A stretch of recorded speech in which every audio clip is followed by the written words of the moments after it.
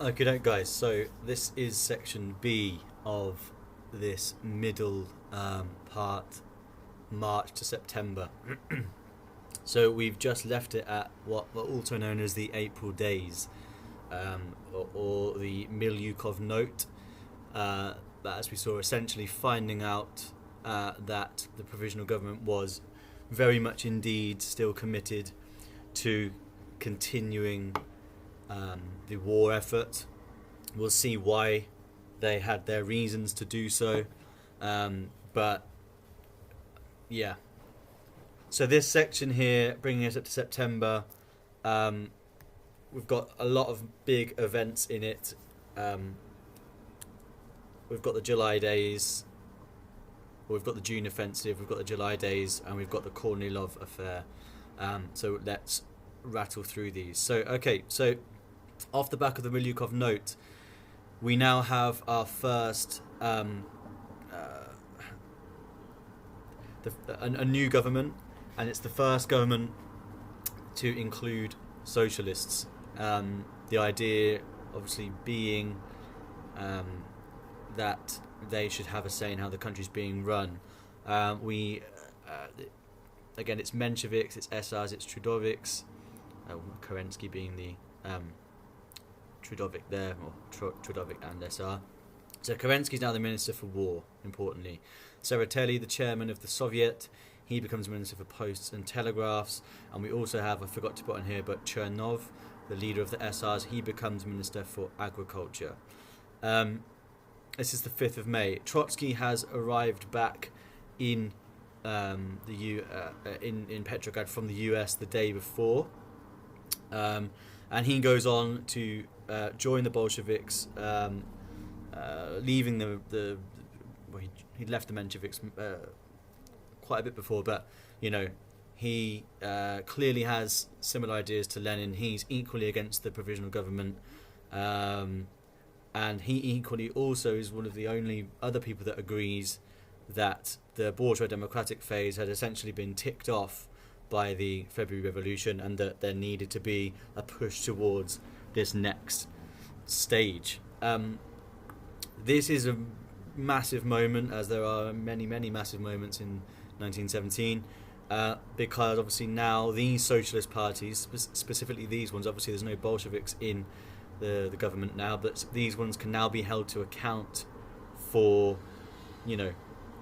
both what happens in the war and also for the issues that were already there, many of which were already there, but obviously new ones that arise. So what were these issues? So obviously the war, this is a huge issue for the provisional government. We've got millions of refugee soldiers flooding the cities of the Republic. We've got hundreds of thousands of deserters returning to their peasant villages, often, as happened with the February Revolution, providing order, bringing arms, bringing weapons, and sort of giving a structure to peasant demands. This is an absolutely political nightmare. Obviously they can't really have a vote on it because that's to be scheduled for the Constituent Assembly. It's a horrible position to be in. Obviously, as a nationalist party and elements in the government, the cadets they want to continue. They don't want to sue for peace. It would be a shame to them. They're still quite nationalistic. They need they hope that if they win the war, that they will need the support of their allies, Britain and France. But they will only. And if they win, they need money. And if they are to get money, then they need to stay allied with Britain and France, because they will be the ones that will give the loans. On the other hand, the socialists are also divided on this. Some moderate socialists, relatively similar to the cadets, some in the some SRs, some Mensheviks want a negotiated peace. They're happy to deal with the shame. The main thing, though, here is that everybody agreed it should be a defensive war, which is why the Milyukov note really stuck out, because obviously that's, I won't say imperialist, but in the middle of the situation to try to want to gain land. Most people recognised, I say most people, but um, those in power recognised that the Russian Republic was really in no state to be asking for too much at this point. As we know, only the Bolsheviks stood for ending the war immediately. This would prove to be a massive say selling point for them. So we've got economic issues as well. Industrial production has plummeted. Had already been plummeting during the war, of course. 568 factories in Petrograd alone closed between February and July. 100,000 jobs lost. So you've got to imagine these people are in the streets. Very similar to, I guess, what people are starting to think about now. People being made homeless, etc. And there's general unrest due to this. Railways are breaking down, can't deliver food in time. That's increasing the price of food. Wages are falling because there's not enough manufacturing, so there's nothing to export. It's a nightmare. As we can see with the rises in food, massive percentage increases, and then on just general goods as well, like soap, as we can see there, almost a 2,000% rise. Yeah, this is dire economic circumstances, and it only keeps getting worse. The workers, and we've got this tension, the workers are demanding reform and change, but the provisional government, it's still got cadets there. They're in having to bow to pressure from industrialists not to interfere to fix prices because they're in the pocket. So therefore, it's not doing anything, the provisional government here. And also the food element is really not being solved because there's a poor harvest anyway, but peasants are reluctant to bring their grain to the cities to sell it. They want to keep it for themselves. They realise how difficult a situation this is. Again, that's something that will regularly throughout this course come back. The relationship between the peasants who are the producers of grain and what they choose to do with it and how that has an economic impact. It will come back later with the new economic policy under Lenin in the early 1920s. Social reform, that's another massive issue they're facing. All of a sudden, we've got workers, so they see themselves as citizens now, as comrades. They're not people at the bottom of a pile who are not being listened to. They see themselves as being worthy of respectful treatment, and they want big change. They want equal pay for women. They want the end of child labour.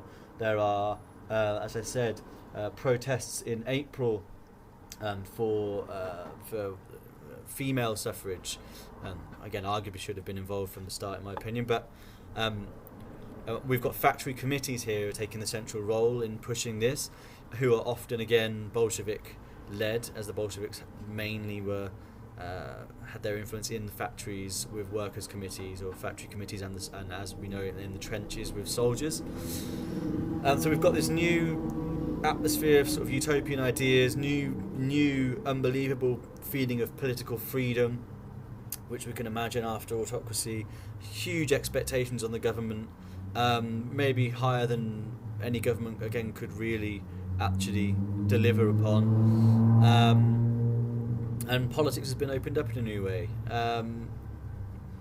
Because they're delaying reforms, I guess they were seen to be sort of falling into line with the demands of the elite still, or the bourgeoisie, as we know. We've still got the cadets in the provisional government at this time, and who are ostensibly the leaders. The provisional government really just could not handle the sort of the militancy and the organisation here of the labour movement. It couldn't handle the consistency and the increase in breadth and strength of these strikes. The employers couldn't meet pay demands, and the provisional government really didn't do anything to mediate between workers and between factory owners. So all we see here is an increase even further in class antagonism, which, and as we saw earlier, we've got this basic division forming between the Democrats, or the Russian proletariats as they saw themselves, and the bourgeoisie. Another issue they fail on as well is, well, it's down to you, but the land question. So, as you know, the peasant, the issue of giving peasants their own land has been latent here. It's been around since the emancipation of the serfs in 1861, sorry, and many liberals they don't want to give in here to give the peasantry their land. Often they are the people that have the land. They want money for it if it's to happen. They think that there should be a bigger and more in-depth discussion on how it happens, and they fear that if they give away all of this land, then the army will disintegrate essentially, because the soldiers, peasant soldiers, will just return to their the mere and take up the land. Again, the irony of all of this is that peasants are just taking the land anyway.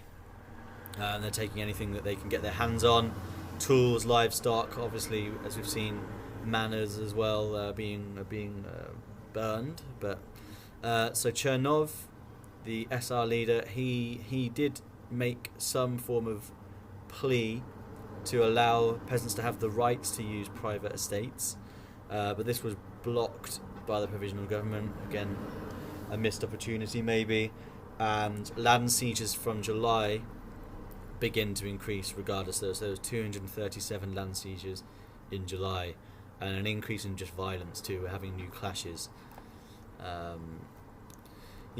What is another threat is just revolutionary violence. So as we've said, and as we know, the power really is with the people. You know, they are a kind of what's the word? They're not a group. Given what happened in February, and seeing the not necessarily the violence, but the threat of violence, is keeping people on their toes, let's say. And as we know, they just have a general lack of control. The peasants are taking the land, as we've seen. They're declaring their own Soviets, which are sort of essentially the same idea as the Mir, but saying that they are in league with all of the other Soviet movements across the Republic, and they're just declaring their own Soviets and doing what they want. Whole regions we have acting without regard for the government, as we saw with Saratov, with its Soviet.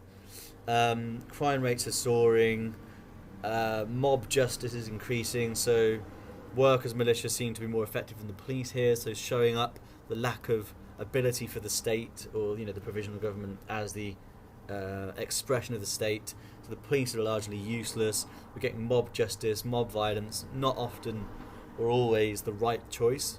And for example, in May, the Kronstadt Soviet recognised itself as the only power on the land. Lenin was not in favour of this idea. Again, he didn't want to push the provisional government too far in terms of colouring outside the lines, shall we say, until he felt it was the right time to strike. Another issue was the national minorities. So they want more autonomy. They didn't necessarily want to be independent at this point, Finland or Poland. They just wanted more autonomy to make their own decisions within their own domestic areas. This had a big split in the provisional government. Cadets wanted the empire to keep the empire together, or at least believed still in this wider Russia that the empire represented. The socialists were more inclined to make concessions, or to allow self-government, and especially in places like Ukraine. This proved to be a big issue, and the Ukraine issue ended up with 3 cadet ministers resigning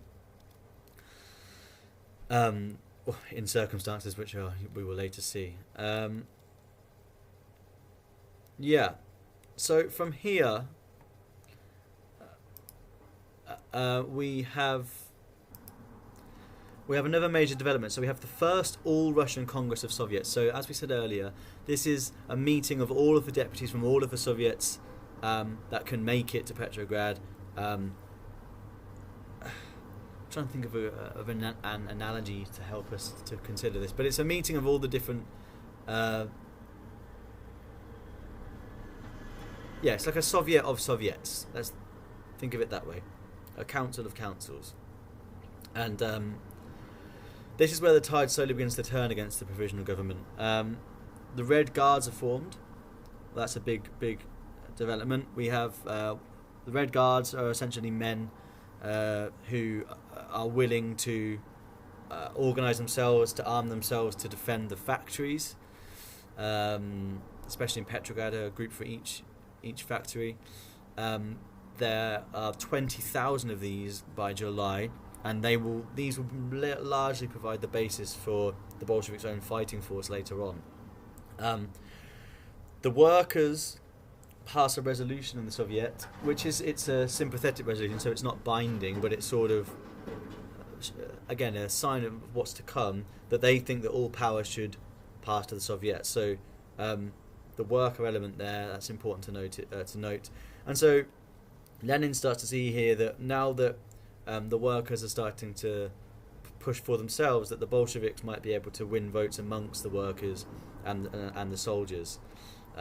Also famously at this Congress, Severatelli, the new chairman, sort of says, well, there's no single party in Russia at the moment that could actually take power. And Lenin stands up and says, yes, there is. And apparently, some people kind of laughed at him even at that point, even in early June, that to think of the Bolsheviks as being this party that could run the whole of Russia. I mean, but Lenin genuinely believed it, and was proved to be right, unbelievably. So that's early June. Then it starts to turn. In fact, actually, we've had another 15 minutes. I'm going to leave this here, and I think I'm going to do a part C here, mainly because I don't want this to go on too long. And okay, I'm going to do a part C.